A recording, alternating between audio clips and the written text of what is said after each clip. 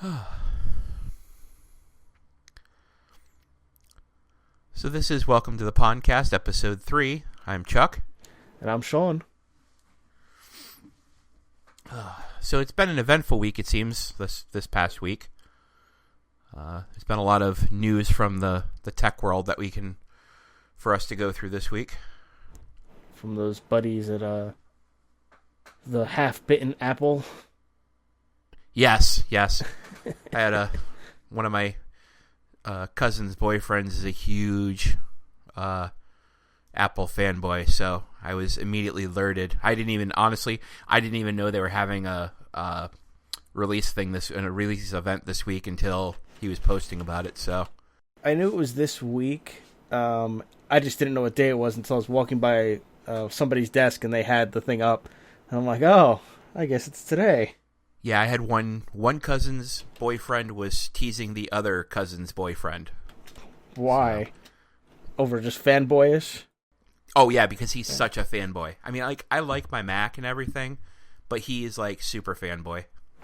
Yeah. So, I mean, I guess we can get into what they announced. Sure, go ahead. Well, the biggest thing they announced was the Apple Watch.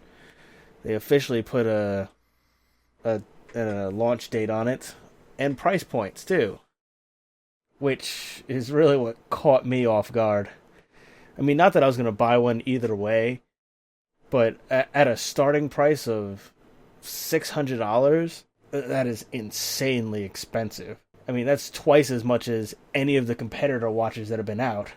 And do you remember what that gets you? What do you get for that $600? That is the basic watch with the rubber not armband, but the wristband. And then if you want a fancier band to go on it, because of course the bands are all custom. Oh, sure. So if you want another band, those prices go up from $200 each up to something like $500 or $600 just for an additional band, which is God insane. Did you hear? Do you know what the top of the line model is, or what it costs? Oh yeah, there's something about the top model, which apparently is, I guess they actually have 14 karat gold in the device itself, plus then a 14 karat gold band for it, was going to cost somewhere in the range of $10,000. Well, I can understand a little bit gold in it. I mean, gold is supposedly a very good conductor. So as far as gold pieces in it, okay, I can at least rationalize that to some extent. But as far as in the band and stuff and paying more than, if I can get an Alienware laptop or desktop for less than a watch, that terrifies me. Yeah, you could probably get several for less than that $10,000 watch. Well, yeah, most definitely. The funny thing is, they're boasting that it has an 18-hour battery, which that's not something to boast about. Because if they're claiming 18 hours, it probably gets more like 12 in actual use, or less than that. Yeah, unless it's 18 hours, unless they've tested it 18 hours of, over 50% load or 50% time, in use. That's 18. I wonder if 18 hours is the standby time. I think that's what it is. Because if it was going to be more than that, I think they would have said that. The fact that they came out and they're claiming all they're saying is 18 hours, that does not bode well. No, definitely not. And with the last iPhones, I know so many people are having problems with, either the downloader being too big, or maybe it was the last iOS update, with the downloads being so big. I can only imagine the issues they're going to have with firmware and all of that, updating these things. And I'm assuming they're going to have to be Wi-Fi enabled. You're going to be part of a network, or you'll have to be part of 3G or 4G to get it connected. And yeah, I think they're all Wi-Fi enabled, and then like other smartwatches, they'll use Bluetooth to use your phone's signal when they need it. Yeah, well, I can be very confident in saying that that's not going to happen. Not for me, anyways. Yeah, well, like I said, I had never had any intention of buying one. And it's not just because it's an Apple device, because I've always been traditionally against Apple devices to begin with, but more so because I don't see a point in a smartwatch. I never wear a watch anyway, so why am I spending money on that? Yeah, I couldn't tell you the last time that I wore a watch. I really honestly can't. Or any jewelry. I mean, even when I was married, I was horrible as far as wearing my wedding ring because I don't wear jewelry of any kind. So, I know I was looking at the guy at Verizon when the ex was getting a new phone. She was looking at, phones, and he was not trying to sell, but he was bringing up the watches because they were on sale, I think is what it was. And it's just like, nope, I'm good. I'm totally good, thanks. Anything else interesting come out of the Apple announcements that you're aware of? There was some announcements on the new MacBook, but honestly, I wasn't paying too much attention to that. But the other big announcement, actually, that happened at the same time, wasn't necessarily by Apple, but it happened at that event, and that was from HBO. Oh, really? Yeah, so I don't know if you want to segue into that one, but basically now HBO is now offering an HBO Now instead of HBO Go. I don't know where they get these names from. But essentially, HBO Now is going to be HBO Go, just you don't have to have a cable subscription. You can just pay, I think it's $14.99 per month, and just get HBO Now. Well, that's cool. I mean, that's something I think, people have been, at least I know I've been wanting for quite a while. I mean, it makes sense. I thought I had heard last year that they were going to do it, at least have it in time to coincide with the beginning of Game of Thrones this year, which is usually, June, July-ish? Maybe the end of May? I think it's going to be April, next month. Really? Yeah, okay. So this is falling right in line with that. Oh, was it at the Apple? Does it have something to do with Apple? Did they announce it at the same thing, or were they in conjunction with each other?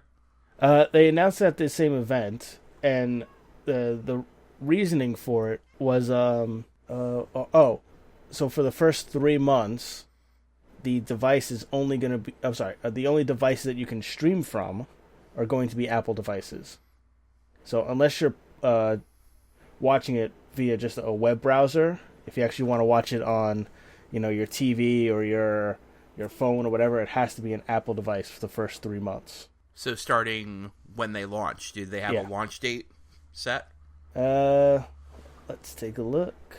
I don't see a launch date. It just says April. Okay, so that means April, May, June. So that's interesting that they're pairing with them. And if Game of Thrones starts in April, that means the entire run of Game of Thrones this year is going to be exclusive to Apple. Wow, Apple must have paid them a lot. Oh, yeah. Well, but I mean, again, so I can go ahead and buy this and just sit there and watch it on my computer. Not all of us have computers hooked up to our TVs, so. I don't either. And I'm not, I like watching some stuff on my computer. Like, I'll watch YouTube and stuff at work on my computer, but if I'm going to be sitting down for an hour at a time, I'd much rather be using my Roku or my 360 or, although, it's very possible that I may move the computer and hook it up to the TV just for that. So, we'll see. Yeah, that's definitely... Depending on what the cost is, too.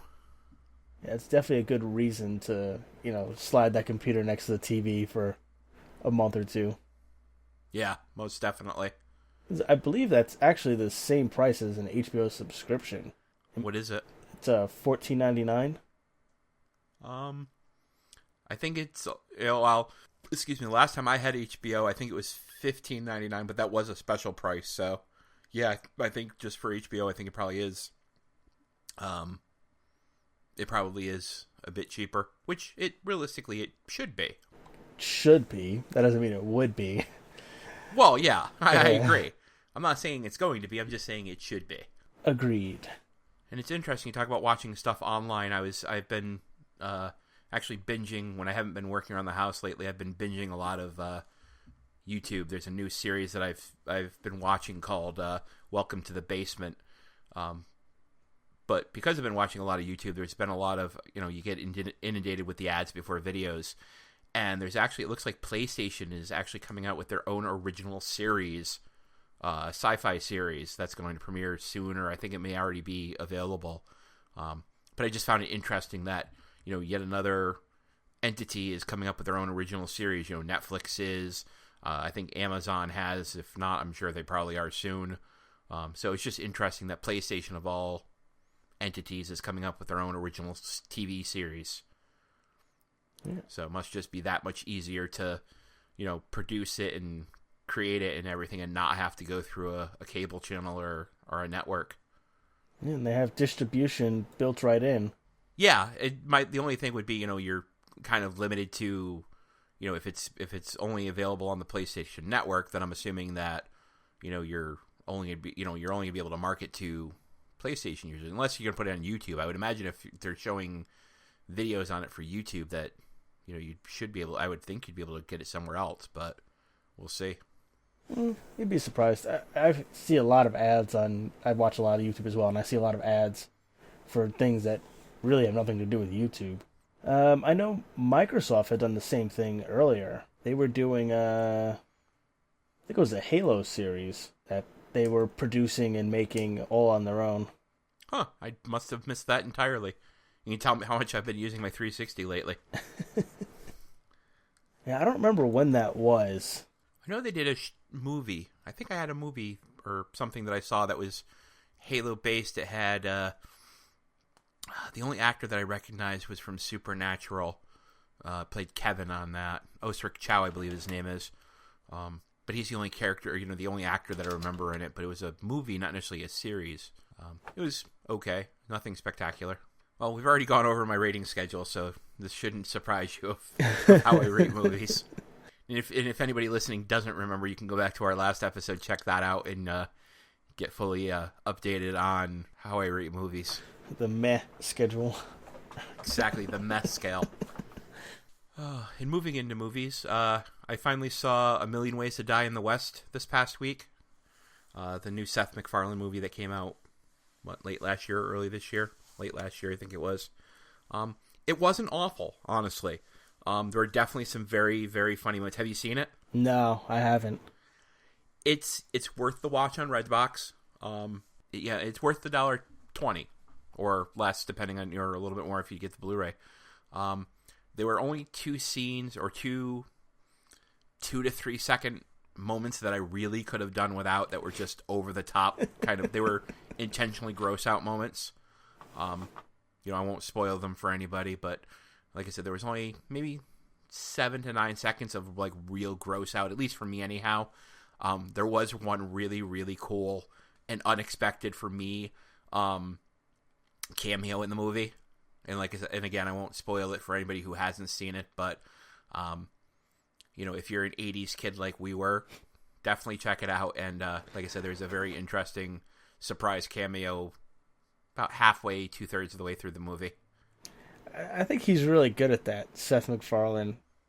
He pulls out these cameos that I gotta say, like Ted. I think we talked about this last episode too, but Ted with Flash Gordon. I forget the actor's name now, but that was another big laugh out loud moment, at least for myself. Well, yeah, between that and the like we were talking last episode, the Brady cameo as well. This was along those lines of. It was just completely unexpected. You the camera turns and you see something, and I kind of thought maybe, but I didn't think so. And then you see the cameo as it happens, and I really I had to take a couple seconds because I was A, laughing, and B, just completely unexpected. So I would recommend it. Like I said, if you're an 80s kid, you'll probably enjoy the cameo, and it does have a lot of good actors. I'm not generally a fan of Sarah Silverman as a whole, but I really enjoyed her in this movie. There's Seth MacFarlane, Charlize Theron's in it, Liam Neeson.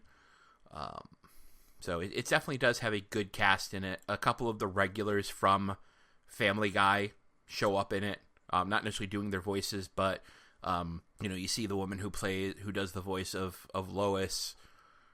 So they still employed the actors from Family Guy, just maybe not doing their voice. I just have a hard time sometimes, if I'm doing something else or I was turning away or eating or something, if I'm not visually engaged, all I could think and visually what went on in my brain was, why is Brian in this movie?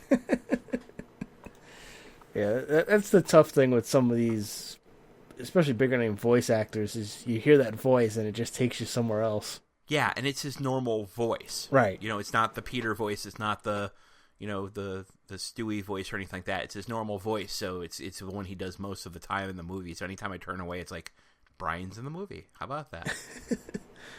Yeah, I had that problem when I first started watching Bob's Burgers. Because every time I'd start watching it, I'm like, it's Archer. It's right? Archer, damn it. Why is Archer way undercover now? Is this his new cover? He's working on a burger joint? Although they did that in Archer, they did a callback to Bob's Burgers. As one of the season openers, they had him working in a burger joint under the name Bob. And I thought they did the opposite, too, with Bob's Burgers for some reason. I thought a friend of mine had said that they did the opposite, too. They did, like, he was some sort of agent, maybe. Maybe I'm hallucinating. They may have, there's definitely a lot of episodes I haven't seen on Bob's Burgers. I've been catching up on Netflix. Because like I said, when it first came out, I just couldn't watch it. And it wasn't until a year or so later, a year or two later, I started watching it on Netflix. I'm like, okay, I can get into this now. I can separate the two. Right. Yeah, I've kind of gotten to that point, too. When I was in Texas earlier this year around New Year's, I had some time in the hotel by myself, and I started watching Bob's Burgers from the beginning because I had the same problem. And actually, I just started rewatching Archer from the beginning, too, so that I could catch up and, remember the pieces that I had missed and forgotten from the first run-through. Yeah, I've watched and rewatched it many, many times. Archer, that is.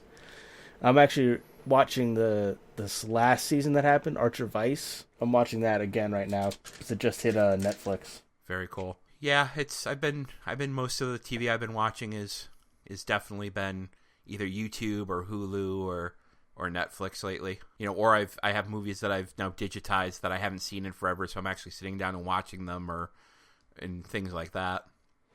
The old classics. What have you watched? A bunch of the Stephen King stuff that I have that I haven't seen in a while. Storm of the Century. I watched It. Well, I watched half of It. I watched Pet Sematary again, which is horribly campy. I think we were talking about campy before. Camp done right or camp done wrong. There's definitely some camp done wrong in that one. And that one's tough because a lot of it's like any book to movie kind of thing. There's just so much in a lot of these books that you just can't put them in the movie. But sometimes they just make a really bad decision as far as, what to explain or what not to explain. There's one of the main characters, well, maybe not main characters, but main supporting characters in the movie that really doesn't get explained well in Pet Sematary, and you don't kind of understand his motivation and why he's there. If you read the book, it's of course fully explained.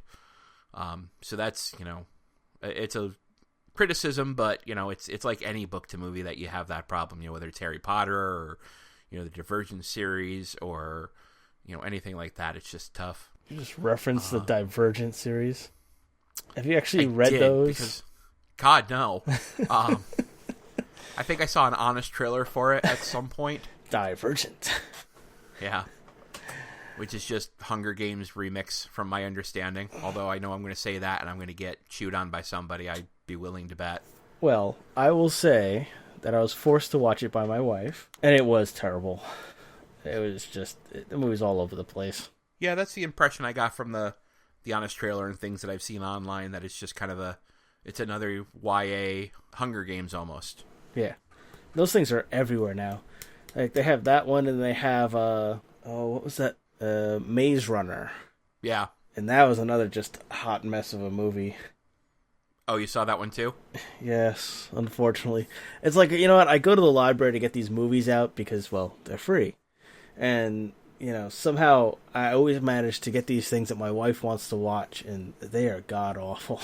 Well, I can say that's at least one positive that I have in my life right now with now being divorced is I can watch whatever I want, and I can not watch whatever I want.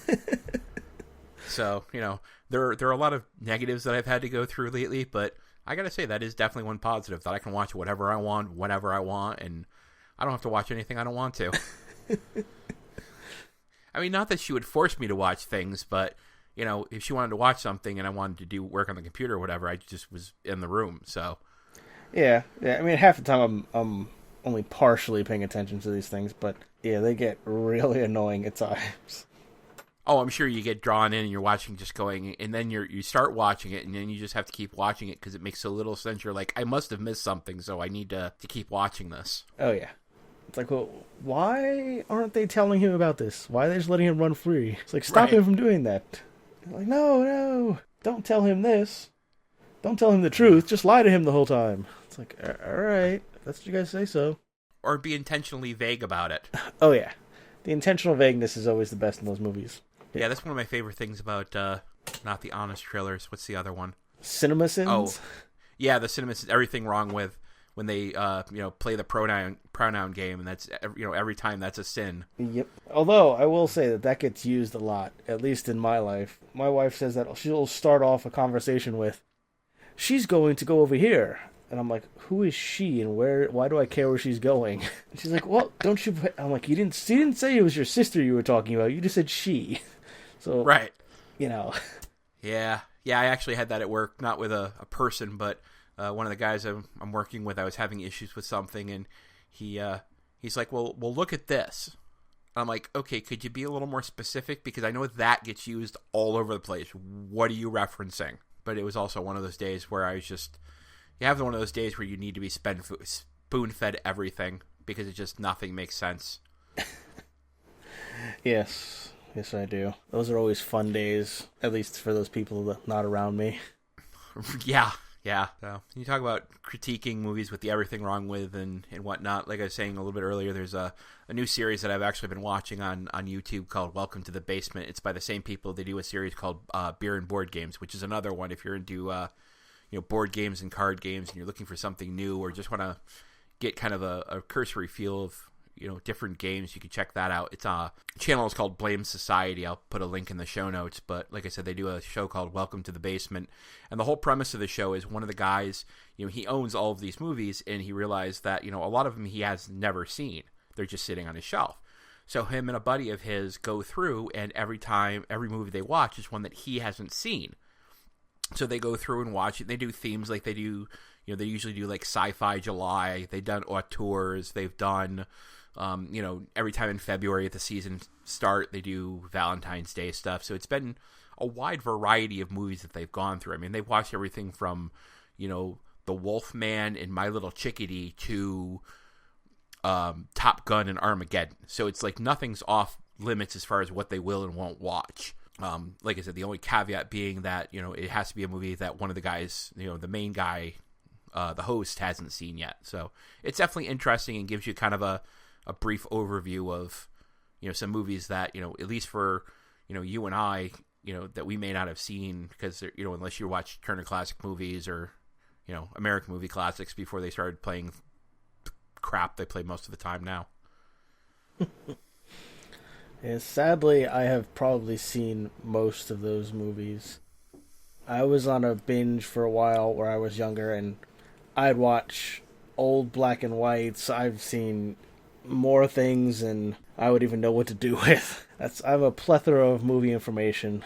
Nice. Speaking of those classics, though, I did actually sit down and rewatch The Godfather the other day. Nice. Just, one of those shits and giggles kind of moments where I'm like, you know what? I haven't seen The Godfather in about a year or two. I'm going to watch it again. One of my all-time favorite movies. It just gets better and better every time I see it. Yeah, it is definitely one of those classic, probably top 10 movies for a lot of people who even people who don't know movies, but, especially if you're into movies, it's definitely a top 10 movie. It kind of, it really has to be, really. Well, that's because it's just...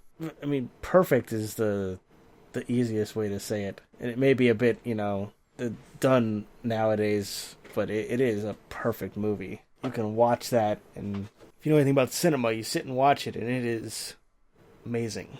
Well, I think and that's the thing, is I think even if you don't know a ton about cinema, I think it's still a great movie, even for those, people who aren't totally into movies. I mean, it's got a great plot.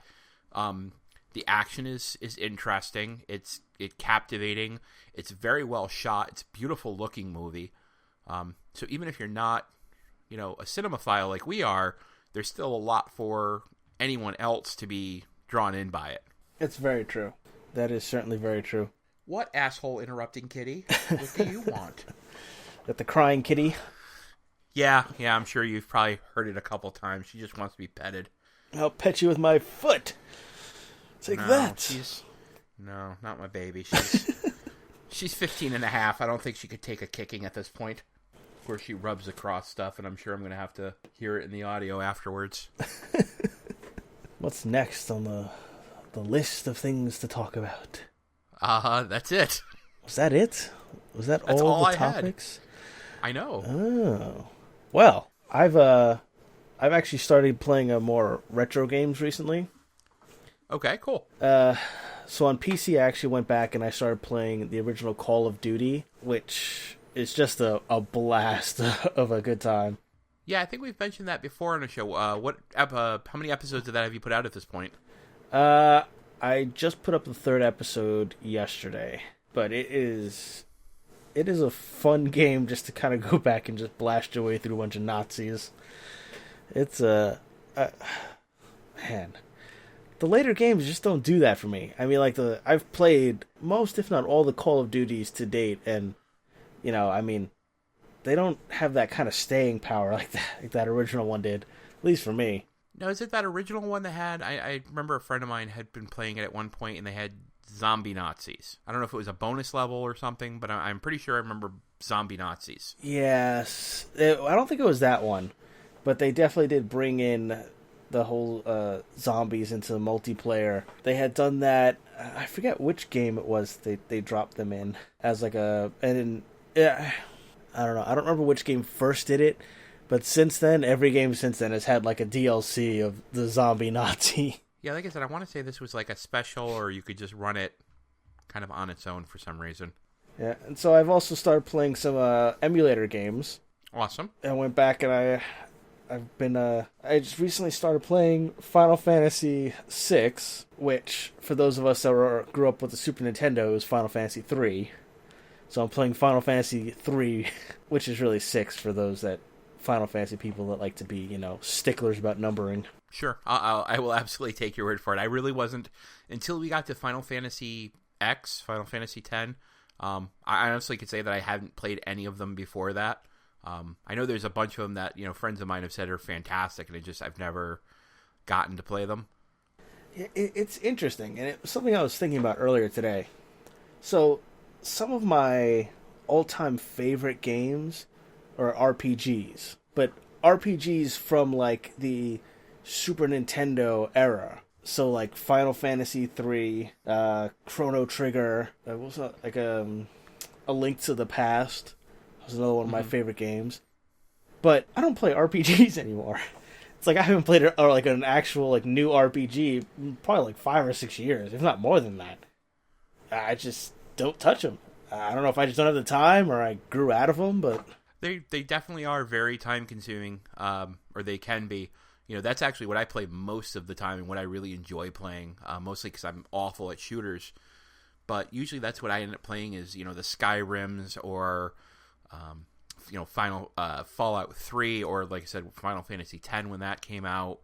I'm definitely more of the RPG, not necessarily even turn-based, but, well, a lot of them have turn-based mechanics. You may just not see it necessarily, but yeah. I'm definitely more of an RPG kind of guy. Although I enjoy, RPG tabletop type games. Although oddly, and I'll lose some nerd cred for this, but I've actually never actually played a Dungeons and Dragons game. I mean, I understand the concepts of it, but I have done live action role play and things like that. So I've always been more drawn to the RPG genre or RPG genre. Probably starting with maybe around the same area if you're talking mid 90s, late 90s, early 90s, somewhere in there. And yes, I do realize that I just basically indicated an entire decade. But probably my first RPG game experience was probably something like I said, either Final Fantasy X or the Star Wars Knights of the Old Republic game, which to me, that game, and it's one of the first games I got for Steam. Knights of the Old Republic for me is probably one is close to a perfect game as the only one I think I would say is in that my top 3 for perfect games is probably Knights of the Old Republic, the first one, Fallout 3, and Skyrim. And those are games I've never played. They're games that you will sink a load of time into. Knights of the Old Republic, not so much. It is definitely, it's maybe 20, 30, maybe 40 hours of gameplay. It's not that much because it's still more of a closed universe at that point. Hold on. Yeah, but see, the cat has now. Well, honestly, I need to stop for a second because the cat has just freaked the fuck out and got herself caught in my sock. There we go. Well, I'll say this. I like to say that I don't have time for those kind of games. But, like, I was just looking at my Steam account, and I've put over 200 hours into playing Payday 2, which is a shooter. It's a multiplayer shooter, and I don't have time to put the same time into, like I said, Skyrim or something else. I think it's kind of a mixed bag. Yeah, but if you enjoy those types of games more, I can totally see you putting more of time into that. And those are definitely more what you seem to enjoy are those types of games. 200 hours, like I was saying with the games, with the three that I mentioned, 200 hours, you could easily do 200 hours just on Fallout 3. You could easily do 200 hours on Skyrim. They're just such massive open world universes that there's just so much to do. I mean, I've played Fallout 3 probably 4 or 5 times, and I mean, spent hours and hours on it because there's just so much to do to max level, and and I know I haven't done all of it. Same thing with Skyrim. I haven't done nearly enough of. But yeah, those you could easily do 200 hours on either of those games. So it's just what you enjoy playing. Yeah. Well, like I said, I'm trying to work my way through Final Fantasy 3 right now. We'll see how far along I get in that. I will say that I did cheat a little. Since it is an emulator, I went and I put on my Game Genie codes so I could just jump right to max level, so I don't have to worry about like spending time looking and grinding to try and upgrade.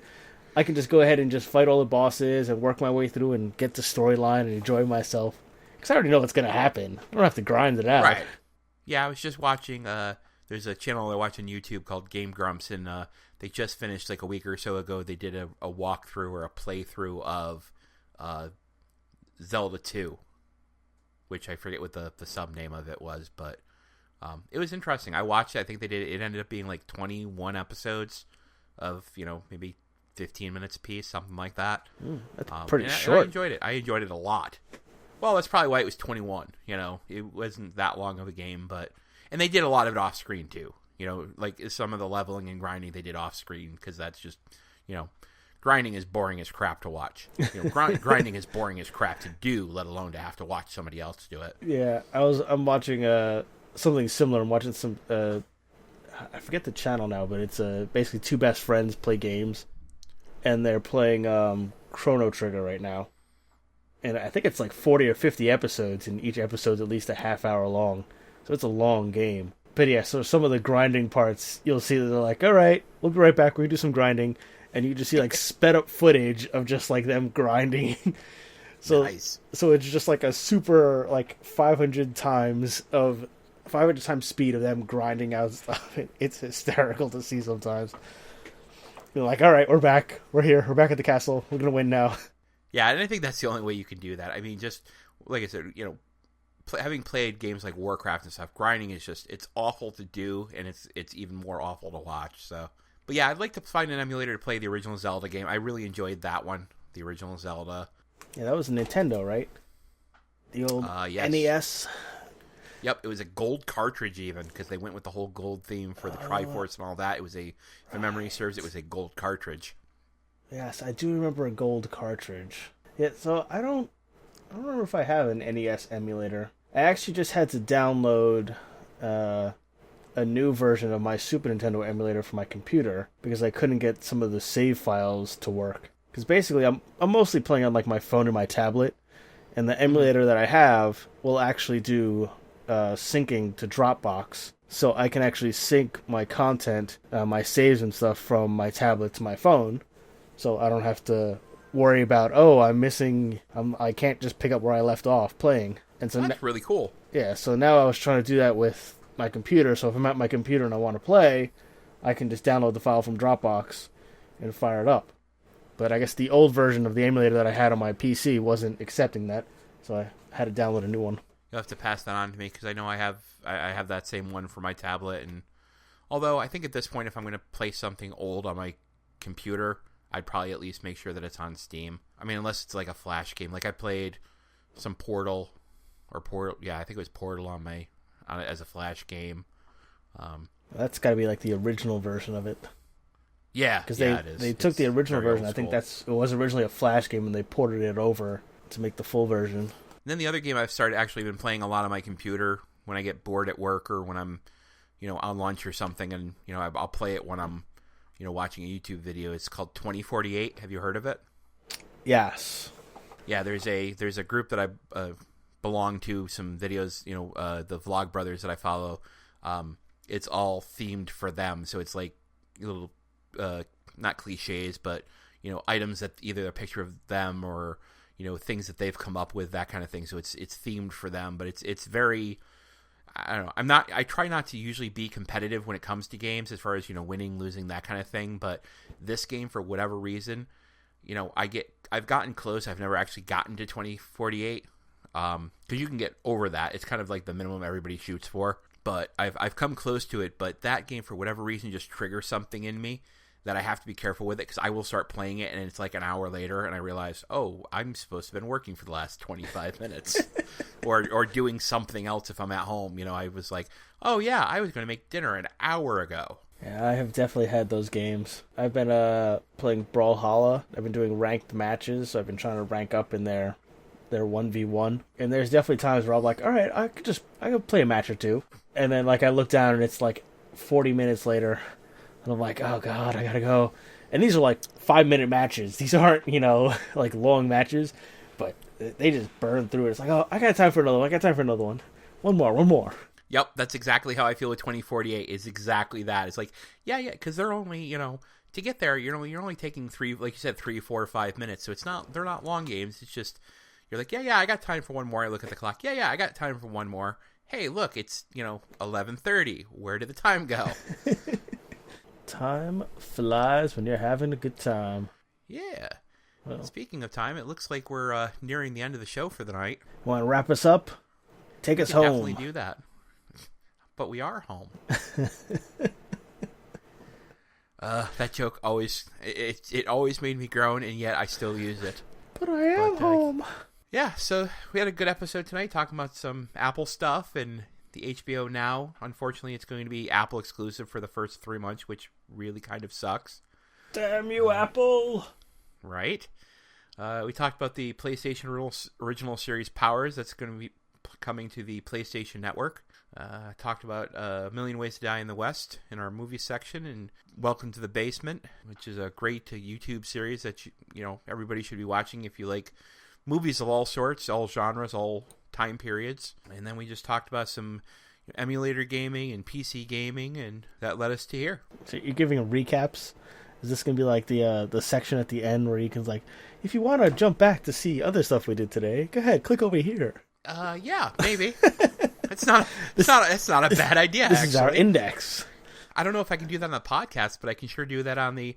Oh, and I guess that does bring me to a point. Thanks for bringing it up. I can bring that up real quick. We do have a YouTube channel that's got a. It's still just the video from our podcast here, but it's actually also on YouTube. So if YouTube's a little bit easier for you to check out the podcast on, you can head on over to YouTube and check us out there, or you can still check us out at SoundCloud. And yeah, so if you found us on YouTube, you can also just listen to us over on SoundCloud. Absolutely. You got to reverse the plugs too. Right? So be sure to check us out each place, and there'll be links for Sean's YouTube channel, my YouTube channel, and all the links and things that we brought up tonight. So have a good night, and we'll talk to you soon. This is Chuck. And I'm Sean. And this has been View from the Pondcast. Have a good night, everyone. Later, guys. Everyone. Later, guys. Everyone. Later, guys. Everyone. Later, guys. Everyone. Later, guys.